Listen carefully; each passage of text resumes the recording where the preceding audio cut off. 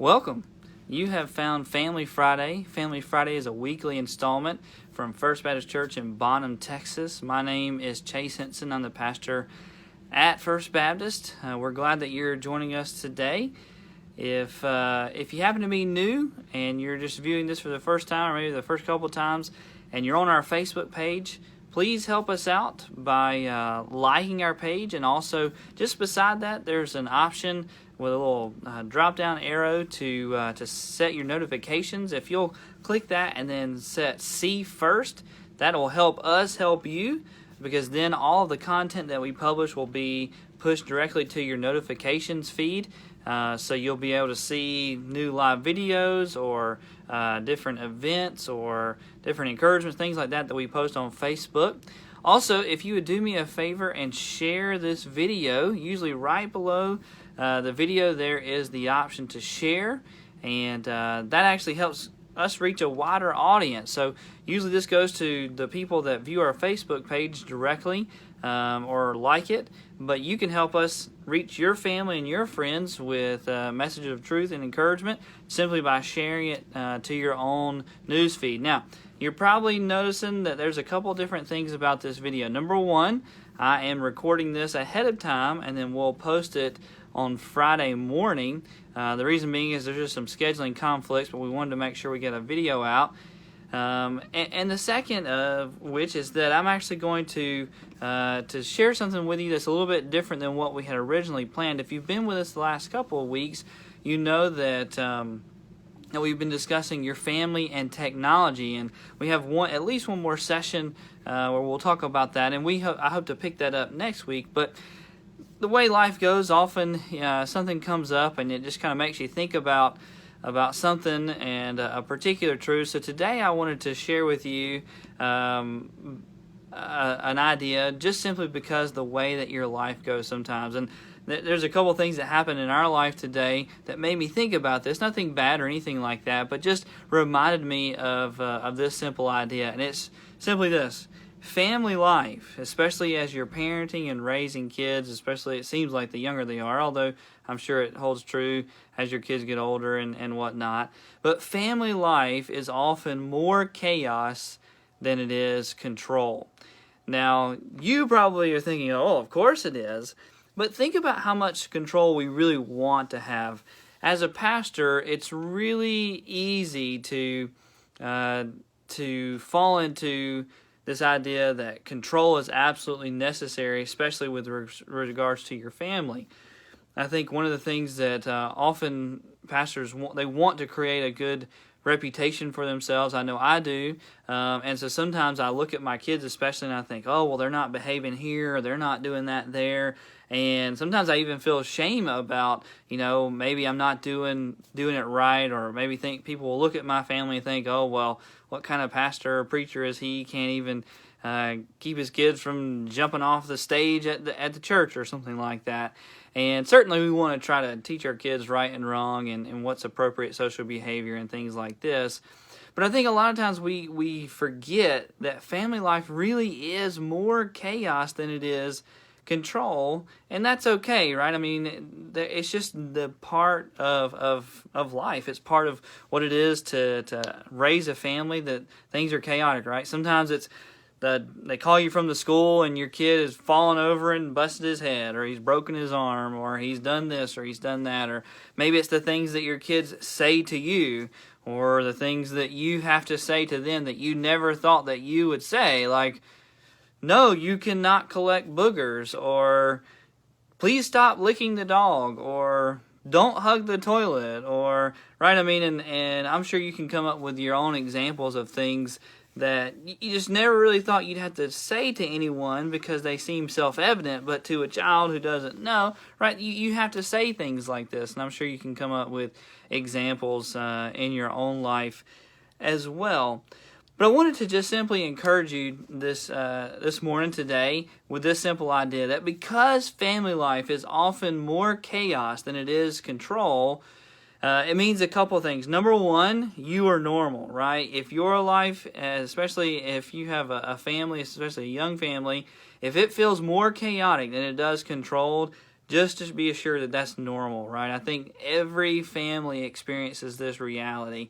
And even the pastor's family, right? The guy that's supposed to have it together. Often our life seems more chaos than it does control, right? Things come into life and we don't know what to do about them. And we have to pray and ask the Lord. We have to seek advice. We have to figure it out in the wisdom that comes from the Word of God and other helpful people and things like this. So I think feeling like life is chaotic is okay, because I think that's normal. That's a normal experience when you're raising a family.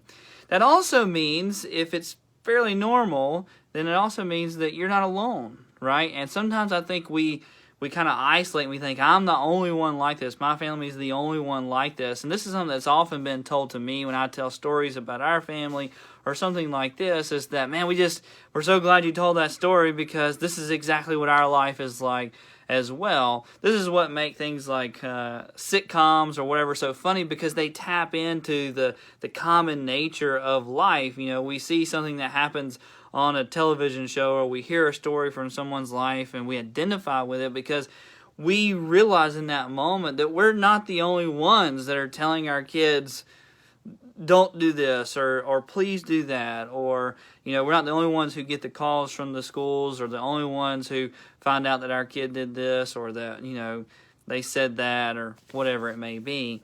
And so I think that knowledge that we're not isolated and all by ourselves is a really helpful thing, because that means we're in this together and we can help one another. We can share the war stories, and we can encourage each other to say it's okay. And this is one of the great things about finding a couple that's already raised their kids, or already past the stage where you are in raising your family, is they can say, chill out, it's all right, don't worry. And so I think it's a good practice to find someone who can kind of speak into your life like that. Now, one of the things I do want to share with you is that in the midst of this chaos, there are often these small glimpses of God's working. So, I'll give you an example here, a story. Our older son was asked what he would do if he were given $100. Okay, and so there's this little green sheet. It has a bill on it, and he's drawn himself in the middle of the $100 bill, and then he's put down two things that he would do if he had $100. And the first thing was that he would buy 100 iPads. Now, of course, he's not aware yet that iPads cost more than $1 a piece. But right, and of course this relates to our larger talk that we've been having about technology and the interest that kids have in it. But the second thing he wrote is that he would buy 100 Bibles. And I thought, you know what? Thank God there's one little glimpse right there that he's getting it, right? We try to read the Bible each night, or as many nights of the week as we can, and we have a prayer time. And apparently at some level, I hope that is making a difference in his life. He's catching that the Bible is an important piece of what it means to be a person, to understand and hear from the Lord. And so, right, it's just a little glimpse in the midst of all the chaos of everything, that the Lord is working in his heart. And that everything that we're trying to do to maintain some semblance of control over the chaos of family life has an impact. And this, I think, brings into focus what really is part of the responsibility of parenthood, is to be a shepherd, right? There's a great book written by Paul Tripp called Shepherding Your Child's Heart. And in it, he basically says that our job as parents is to guide and nurture and teach and instruct and protect our kids as we walk them along the path toward maturity. And so that when they grow into men and women, they will be men and women of God who will do everything for the glory of God and the spreading of his name and his gospel.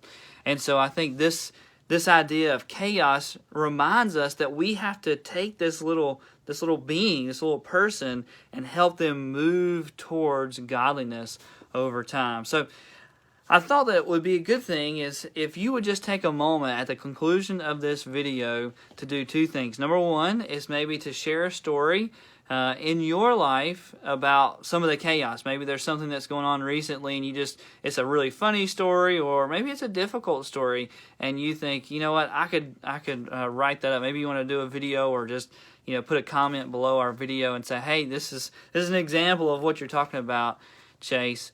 The second thing is this. Perhaps you should just take a quick moment and pray to the Lord. And I've brainstormed a couple of things here I'm going to tell you about what you might pray for. Number one is this. Ask God to give you strength and grace in the midst of the chaos, right? Sometimes what we want to do is we want God to solve the chaos, but I don't think that's going to happen, right? He's going to remind us that He's in control in the midst of chaos, and so what we ought to ask and pray for is that in the midst of it, He might give us strength and grace and wisdom in order to do what is good and right and glorifying to Him.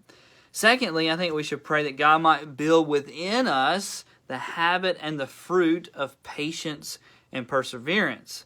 And so in the midst of this process, part of what God is doing is not just helping us change our children, but being formed and transformed ourselves to learn to be patient and to persevere in the midst of the chaos of family life. And that can be true of many things in life, not just many stages of life, not just family life for sure, but that God might build within us by His Spirit the fruit and the habit of patience and perseverance.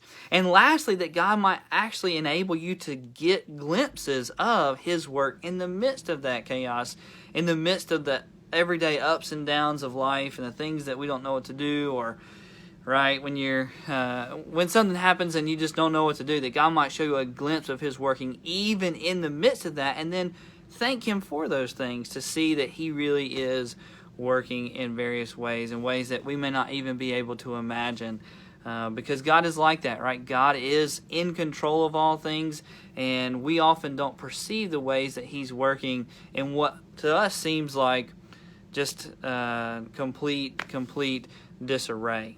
All right, thank you for listening this morning. I hope that you will share this video with someone or with your newsfeed, your family, and your friends. If you happen to be in Bonham and you don't have a church, or if you're looking for a church, we'd love for you to come and visit us.